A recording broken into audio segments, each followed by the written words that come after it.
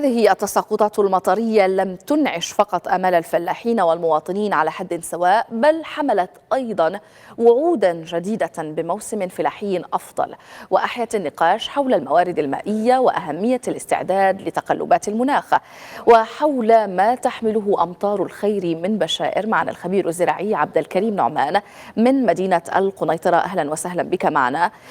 بداية، هل يمكن اعتبار هذه التساقطات المطرية بداية لموسم فلاحي جيد؟ وأيضا كيف تقيم تأثيرها على الموارد المائية؟ نعم، شكرا على الاستضافة. جميع المغاربة سواء في المدن أو البوادي أو القرى والأرياف فرحين بهذه التساقطات المطرية والتي عمت تقريبا جميع أنحاء المغرب. هذه الأمطار الأخيرة والتي سيكون لها فضل كبير، خصوصا في إنعاش حقيبة السدود المغربية، وكذلك إغناء الفرشة المائية وكذلك المياه السطحية. آه، غيكون عندها إنتاج إيجابي على الموسم الفلاحي، لأن تقريبا كما تفضلتم بالمقاييس اللي طاحت تقريبا من 40 50. كاين في بعض المناطق خصوصا في الشمال اللي تقريبا فاتت 80 90 ملم. اللي في هذا فاللي تنطلبوا من الفلاحين كما قلنا يكون عندهم واحد اثر ايجابي على الموارد المائيه، وكذلك حتى على الزراعات، وخصوصا زراعه الزيتون اللي تساهم بالامن الغذائي، واللي هي مهمه بزاف، واللي غتحسن المردوديه والانتاجيه ديال الزيتون. كذلك ارتفاع الزيت في عود الزيتون.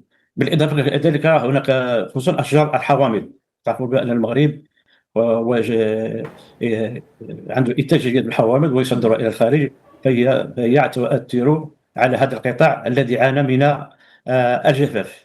ومن هذا المنبر طيب تقول جميع طيب، إلى جانب زراعة أو إلى جانب أشجار الزيتون والحوامض التي ستستفيد من هذه الأمطار، ما هي الزراعات الأخرى التي من المرتقب أن تستفيد من أمطار هذه الفترة من السنة؟ وسؤالي أيضا، هل تساهم أمطار هذا الشهر في تحسين خصوبة التربة بشكل مباشر، أم أن تأثيرها يظل محدود؟ نعم، نعم. هي ساهمت وستساهم في خصوبة الأرض. كذلك لهذه الأمطار يكون لها تأثير إيجابي على المراعي، وخصوصا الزراعة الكلائية للماشية. وكذلك فلهذا فنحن من هذا المنبر لتنقل واحد الرسالة لجميع المزارعين والفلاحين في المغرب، يشمروا على السواعد ديالهم ويقوموا بحرث وقلب أراضيهم، ويقومون بالزرع والبذر، لأن هذا واحد المناخ، واحد الوقت مناسب فيما يخص زراعة الحبوب، الشعير، القمح اللين والطري. وهذا وقت جيد لهذه الزراعات الخريفية. كذلك بالنسبة لهذا الأمطار كما قلنا، هي عدت تقريبا كانت عامة على الصعيد الوطني، فهي صالحة للجميع، كما قلنا جميع الزراعات، سواء أشجار أو حبوب. وكذلك هناك واحد زراعة مهمة وهي زراعة القوطاني، وخصوصا فيما يخص حنا عندنا زراعة الفول، وكذلك زراعة الجلبنة اللي هي